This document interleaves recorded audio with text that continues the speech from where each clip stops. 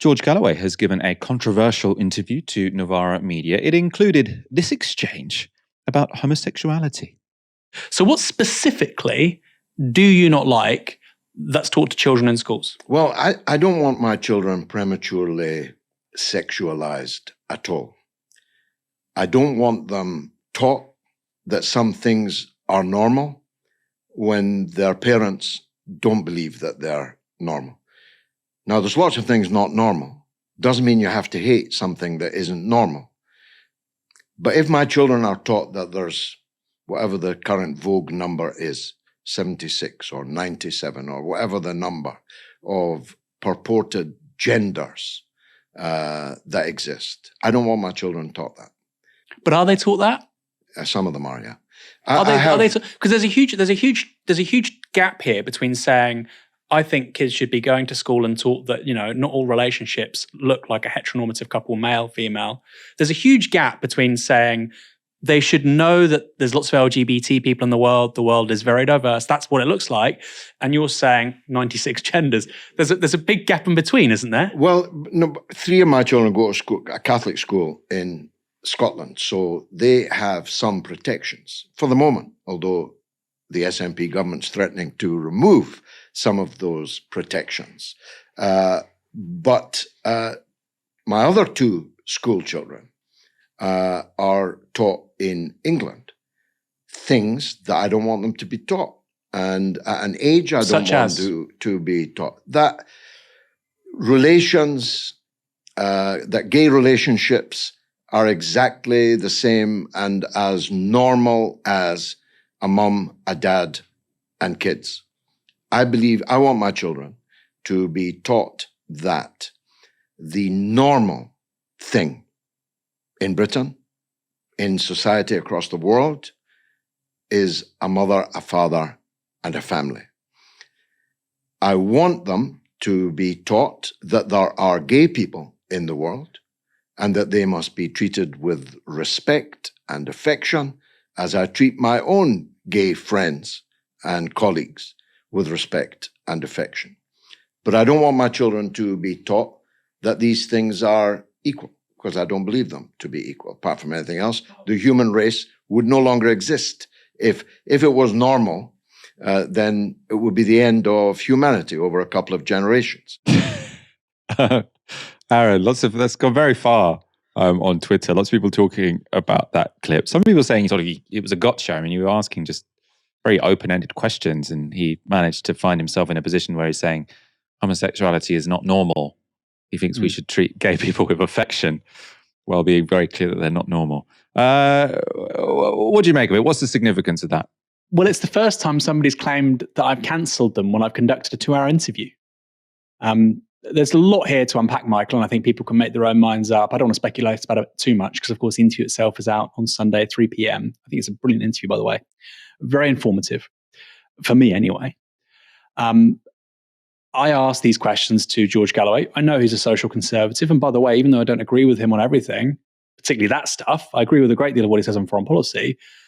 I understand that there are many people in this country, 68 million people in Britain, that would agree with certain things he says. I don't agree with them, but that's part of being a journalist. Just because you talk to somebody about something doesn't mean that you're in agreement with them. Sometimes people find that hard to understand. But anyway, when he said what he said, my jaw dropped. I was thinking, what on earth are you doing? It's one thing to say, look, I'm a social conservative. I believe in X, Y, Z, each to their own. But saying that gay people aren't normal, and by the way, he said equal. He then corrected himself afterwards. I said, you just said equal. Yet you voted for gay marriage. So you believe in equality under the law, but you've just said they're not equal. He said, no, I said not normal. So he did correct himself after then. And we didn't want to misrepresent that. So in the Twitter copy, in the article I wrote about this, I've not used that word equal. We've only focused on the point normal. I also said to him, do you mean typical? Because of course, LGBT people are a minority. Okay? They're not typical. That's fine. Do you mean typical? No, he said, I mean normal. So this is somebody I'm interviewing, Michael. I'm putting questions to him, which are a big part of our audience really care about. And then he responded, and I gave him the space to respond. That is not an attack. That is not a gotcha. This is literally what George Galloway thinks in George Galloway's words. And we're a media organization. If somebody says something of real interest to our audience and the wider public, we're going to publicize that. That's what we do. That's the name of the game. We put a clip on Twitter, and I think it's got millions of views, whatever that means on Twitter these days. It's certainly got more than 1 million actual views. The world and its wife commenting on it. And I think most people, even social conservatives, Michael, look at that and they think, what on earth is he saying? I don't think X, Y, Z should be taught in schools, or I'm worried about the sexualization of children, or whatever. Lots of, social conservatives say that stuff. But the idea that gay people aren't normal, there's millions of LGBT people in this country. Millions. That's normal. What's normal? An Iranian British Marxist who founds a media company, a guy wearing a hat indoors, a Scotsman who's an autodidact who became obsessed with the cause of Palestinian liberation, the best part of half a century ago. Is that normal? Are we normal people? So I found it a very strange term. Of course, it's a loaded term as well, because if somebody's not normal, that carries a certain stigma with it. And that's why I said, do you mean typical? So I was very surprised at his response. And of course, we had to publish that. That's just how this thing works. The rest of the interview, by the way, is not just on that kind of stuff. It's on foreign policy. We talk about Iraq. We talk about so much other stuff. We'll turn to that in a moment. And it was an open conversation. He was very affable. There was no attack lines. People that watch Downstream know I'm not like that. They know I'm not like that. In fact, I'm often criticized for not being like that. When I have somebody like Peter Hitchens or John Gray on, I want them to basically make the best possible example of their thinking and their argumentation for our audience to see, apprehend, and think about and learn from. That's why we're here, to inform people, give them the facts, make them better informed.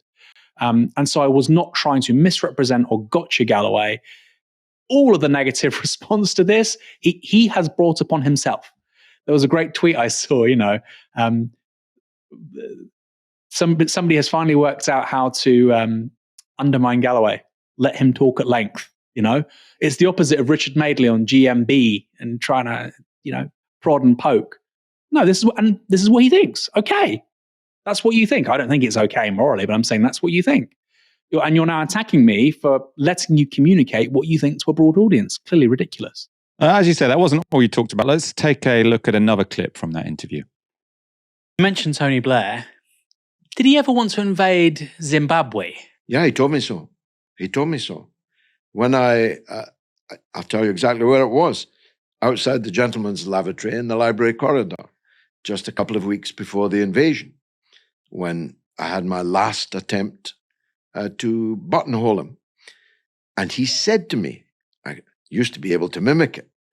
He said to me, if I could, I would invade Zimbabwe, Burma, that's before he went to work for the Burmese junta, Iran, there may have been another, so long ago now, but those three I can testify. He said if he could, he would invade. In that final conversation I had with him before the war. The war with Iraq, Yeah. war in Iraq, rather. Everything I told him in that conversation, by the way, came to pass. Literally everything. I told him there's no Al-Qaeda in Iraq, but if you and Bush invade it, there will be 100,000 Al-Qaeda in Iraq. I only underestimate it.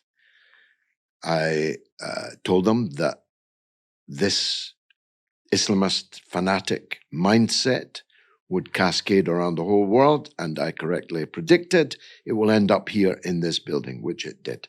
I pause at the monument to PC Keith Palmer every morning as I go in. He was a friend of mine who was murdered by an Al-Qaeda-inspired knife man on the carriage gates. But for him, they would have been inside the building. So a couple of things to say there. I mean, I'd never considered that in terms of Tony Blair's international legacy, it could have been much worse. Imagine if he'd not just invaded Iraq, but also invaded Zimbabwe and Burma or Myanmar. I also, though, thought, Aaron, that answer was, obviously the answer about homosexuals was ridiculous, stupid, offensive. But the way he answered that, I thought was very interesting, because it was this sort of, you've got this anti-imperialist critique of British foreign policy. But then the way he says sort of he pauses when he walks past the memorial of PC Keith Palmer, it does seem like someone who is really trying to sort of appeal to people who have that sort of patriotic respect for people who fight terrorism. It doesn't come across as a sort of wishy-washy liberal who just sort of thinks, we shouldn't blame anyone for, it's do you know what I mean? It's sort of, it's very to the point. I thought it was an impressive answer. Well, here's the thing. Galloway has always been like that. Okay. He said this in the interview. So I'm not like Corbyn. I've never been like Corbyn. I'm not a radical liberal. That's how he would put it. He's always had that sort of socially conservative bent to him. It's gotten a lot worse, by the way. There's a book he published in 2004. I'm not the only one. He talks about creating a rainbow nation and how we need to look after minorities. I mean, put that into counterpoint to what he says in that clip a few moments ago with regards to LGBT people. So he's always been a slightly socially conservative politician. I think that's gotten worse, like I say, with age, or more pronounced with age. And I think his line there about Palmer and about a respect and a veneration for the institutions of the British state, that's not new. And I find this and by the way, it's very popular. It's very popular. He would be somebody who says, scrap the House of Lords, let's have a unicameral, a single chamber, a unicameral sort of political settlement, halve the number of MPs, scrap police and crime commissioners. I'm a Republican, but I really admire the Queen and Prince Philip. That's the sort of thing he said. And he said that. And I wonder, is that part of a wider political calculation where you say, in order to have these radical opinions on things, I need the permission to have them. So I'll lean into these sort of broadly comprehensible social conservative attitudes or talking points, right? I think there's probably some of that. And I don't know where one ends and the other starts. I think, he's talked at length about his Catholic upbringing and whatnot, despite the fact he's had 4 wives. But park that for a moment. I think that part of his politics and his persona is very much real. And he told me himself in the interview, as he gets older, he's become more religious. And so therefore more socially conservative. So I think it's partly a sort of political calculation on his part. And by the way, it works. It really works. It's very effective. But I also do think he means it. And on the actual substance of what he said about Blair, Michael, utterly extraordinary. Can you imagine if Blair had led us into war in Zimbabwe, Burma, Iran? Christ, Michael, the British Empire at its peak in the late 19th century would struggle doing that, let alone, medium-sized European power in the North Atlantic in the early 21st century. Just delusional. I find it remarkable, by the way, that people are still defending Tony Blair. Ben Bradshaw, speaking to Zoe Williams in The Observer or The Guardian recently, said that he thought he was right about Iraq. Zoe Williams didn't then think, what was right about it? We have millions of Iraqis, Afghans, Iranians coming to Europe. I've spoken about this so many times. Because we have destroyed those countries. We have a policy of trying to make Iran as economically immiserated as possible. And then we wonder why Iranians come to Europe. Blair, I think, was almost on an unconscious mission to create as many failed states as he possibly could. And you have the exact same people in politics sort of lauding Blair, then saying, why do we have all the refugees coming to Europe? Because of the insane foreign policy decisions of people like Tony Blair. Finally, on Galloway, and this is why it's important to interview him. Yes, he's a public figure. He's an MP. You absolutely need to talk to people in public office. He's been voted by many people in Rochdale. He won more votes in that by-election than all the major parties put together. Of course, you should talk to somebody like that, in my view, as a media organisation. Doesn't mean you agree with them just by talking to them, in order to illuminate what they think and their political objectives and ambitions are. And my view is, you do that best over a 2-hour conversation rather than snippets and gotchas on TV like Richard Madeley.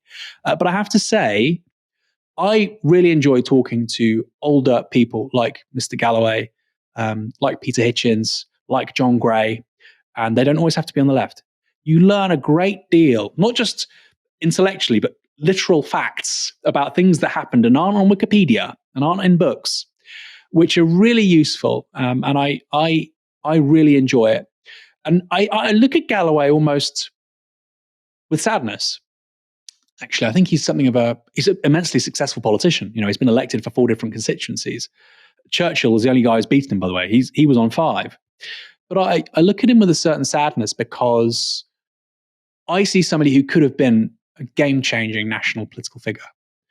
And he made and said some really stupid things. I'm sure he believed some of them. I'm sure he didn't believe others of them. And he wasn't a team player. He could have helped recast British politics, I think, after the Iraq War. I think he could have, with respect. Something went very wrong there. And it is a tragedy because he's an immensely talented political figure. He's an incredible orator. He's a very intelligent man. He can be very personable. But he repeatedly screws himself over by, I think, trying to wind people up, upset people. Half the stuff he says on quote-unquote woke career, I'm not sure if he actually believes it. It's just he's trying to wind up liberals and the left. And like I say, that for me makes for a tragic political figure because he could have been part of something much bigger. He'll go down the history books as somebody who won, in 4 separate constituencies because that's a pub quiz fact. People will be talking about that in 100 years. But anyway, really interesting conversation. I learned a hell of a lot. And like I say, a fascinating man, an interesting man. And Michael, we're in journalism. We're here to highlight interesting people, interesting stories. And George Galloway is certainly that.